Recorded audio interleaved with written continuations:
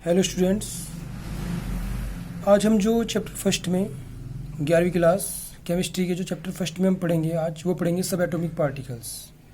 ये याद रखना होगा कि जो ऑनलाइन क्लासेस में चल रहा है वो सिर्फ हम लेंगे इम्पोर्टेंट टॉपिक्स। जो एक्स्ट्रा टॉपिक्स होंगे स्कूल खुलने पे होंगे, लेकिन जो सबसे इम्पोर्टेंट टॉपिक है वो लेके चलेंगे हम। तो इसमें जो हम सबसे लास्ट टॉपिक लेके चल रहे हैं वो है सब एटॉमिक पार्टिकल्स। सब एटॉमिक पार्टिकल किसे बोलते हैं? अवपरमाणविक कण। अवपरमाणुविक कण किसे कहते हैं? सब एटॉमिक पार्टिकल किसे कहते हैं? एटम्स यानी परमाणु के माइक्रो पार्टिकल्स से मिलकर बने होते हैं। जो एटम्स होते हैं, जो एटम्स मतलब परमाणु होते हैं, वे माइक्रो पार्टिकल से मिलकर बने होते हैं, जिन्हें हम सब एटॉमिक पार्टिकल्स कहते हैं। यानी वे माइक्रो पार्टिकल्स हैं क्या? वे सूक्ष्म कण क्या हैं? माइक्रो पार्टिकल्स को बोलते हैं सूक्ष्म कण। वे सूक्ष्म कण हैं क्या? Electron, proton, neutron, meson, anti neutron, positron and और आदि जो होते हैं। Electron, proton, neutron, meson, anti neutron, positron आदि ऐसे सब एटॉमिक पार्टिकल्स होते हैं। जो पार्टिकल्स एटम्स के बाहर फ्री स्टेज में रहते हैं, फ्री मतलब मुक्त अवस्था में रहते हैं, वे स्टेबल सब एटॉमिक पार्टिकल्स कहलाते हैं। टू टाइप के होते हैं, स्टेबल होते हैं, अनस्टेबल होते हैं। स्टेबल तो वे हैं जो बाहर एक फ्री स्टेज मुक्त अवस्था में रह सकते हैं, जैसे कि इलेक्ट्रॉन, प्रोटॉन, न्यूट्रॉन फ्री अवस्था में रह सकते हैं। तो इन्हें हम क्या बोलते हैं? स्टेबल एटॉमिक पार्टिकल्स बोलते हैं। स्टेबल क्या बोलते हैं? यानी कि स्टेबल क्या होते हैं? सब एटॉमिक पार्टिकल्स होते हैं। लेकिन अगर हम बात करें कि बट वे पार्टिकल्स जो एटम्स के बाहर वे अंदर फ्री स्टेज में नहीं पाए जाते, यानी मुक्त अवस्था में नहीं रह सकते, एक कंडीशन के अकॉर्डिंग पाए जाते हैं, संभावना के अकॉर्डिंग पाए जाते हैं, उसे अनस्टेबल एटॉमिक पार्टिकल्स कहते हैं। अनस्टेबल सब एटॉमिक पार्टिकल्स कहते हैं, जैसे कि एंटी न्यूट्रॉन होते हैं, पॉजिट्रॉन होते हैं एंड मेसॉन। ये पार्टिकल्स ऐसे होते हैं जो मुक्त अवस्था में पाए नहीं जाते, जो फ्रीली दिखाई नहीं देते।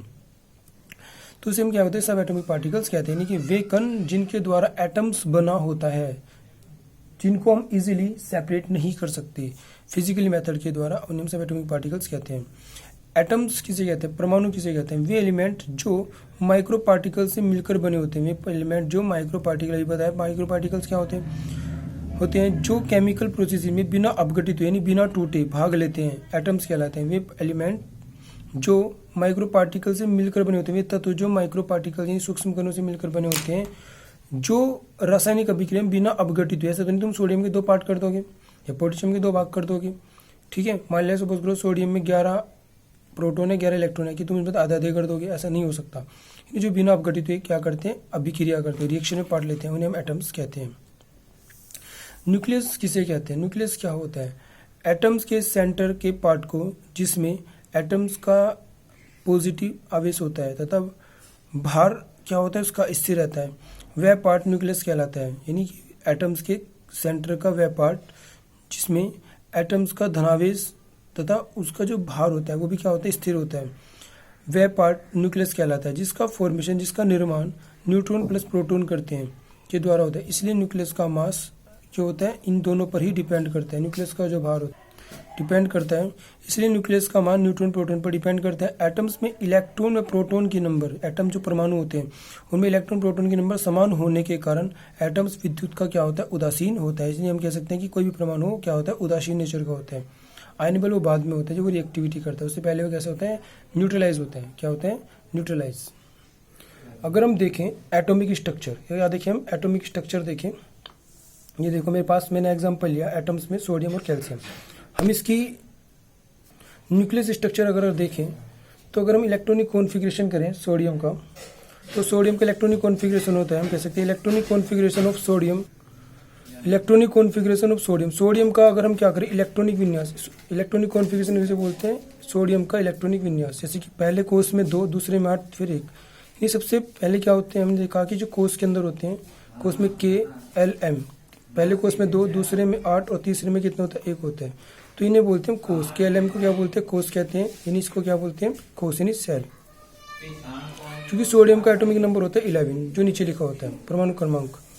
तो हम अगर ध्यान से देखें तो जो सेंटर में ये पार्ट है इसको बोलते हैं न्यूक्लियस, जो एटम्स के बिल्कुल सेंटर में होता है।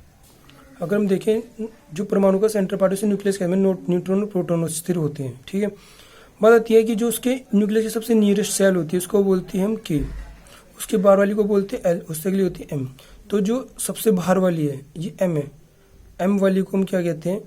Outer most cell. यानी क्या बोलते हैं इसको? Outermost cell. लेकिन ये जो पूरा का पूरा एरिया होता है, ठीक है, ये क्या होता है? हम इसे क्या बोलते हैं? जो पूरा का पूरा एरिया, ये पूरा कवर्ड है जो, ठीक है।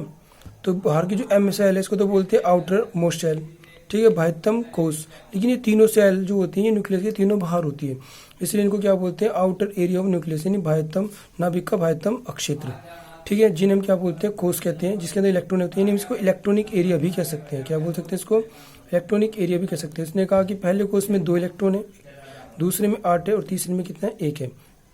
तो इस तरीके से इलेक्ट्रॉन जो होते हैं चारों तरफ फैले होते हैं, ठीक है। तो इसलिए इसको हम क्या बोलेंगे स्ट्रक्चर को? Atomic structure of sodium atom, यानी सोडियम परमाणु की परमाणुविक संरचना। अगर हम कैल्शियम की देखें, कैल्शियम का एटॉमिक नंबर होता है 20, यानी इसको होता है 20, 2 8 8 2, पहले में 2, दूसरे में 8, तीसरे में 8 और दूसरे अगले में 2। ये बताऊंगा कैसे इनमें इलेक्ट्रॉन फिल वगैरह किए जाते हैं, सब बताऊंगा, ठीक है। तो इसको क्या बोलते हैं? सेल कहते हैं, यानी सेल है, इसको हम कोश कहते हैं हिंदी में। तो न्यूक्लियस सेंटर में होता है, उसके बाहर KLMN ये कोश होती है। पहली कोश में K में कितने? 2 इलेक्ट्रॉन, L में 8, M में भी 8 है और N में कितने हैं? 2 हैं, ठीक है। तो इस पूरे एरिया को हम क्या बोलते हैं? पूरे आउटर एरिया ऑफ न्यूक्लियस कहते हैं, यानी ये न्यूक्लियस का बाह्यतम एरिया, जिसको इलेक्ट्रॉनिक एरिया भी कहते हैं। और सबसे बाहर की जो सेल्स है, बाहर जो सेल दिखाई दे रही है सबसे बाहर का एरिया, उसको बोलते हैं हम कि आउटर मोस्ट सेल, यानी बाह्यतम कोश, ठीक है। यानी इस बाह्यतम कोश के इलेक्ट्रॉनिक बॉन्ड बनाने में पार्ट लेते हैं, यानी किसी भी एटम्स की जो सबसे बाहर की कोश होगी उसके इलेक्ट्रॉनिक बॉन्ड बनाने में पार्ट लेते हैं, क्योंकि वो इनकम्प्लीट होती है, अपूर्ण होती है, ठीक है। Atomic structure of calcium atom, यानी हम कह सकते हैं कैल्शियम परमाणु की परमाणुविक संरचना। तो ये हमारे पास क्या था? एटम्स की स्ट्रक्चर थी। इसमें न्यूक्लियस और एटम्स आपको दिखाए गए हैं, और कोश में इलेक्ट्रॉन कैसे प्रेजेंटेज होते हैं। तो हम कैसे इनका इलेक्ट्रॉनिक विन्यास करते हैं वो हम बताएंगे। एक बोरबडी रूल के अकॉर्डिंग होता है, अबव नियम होता है, हंट्स हाई मल्टीप्लाइसिटी रूल होता है। इनको हम समझाएंगे आगे जब चैप्टर में चलेंगे।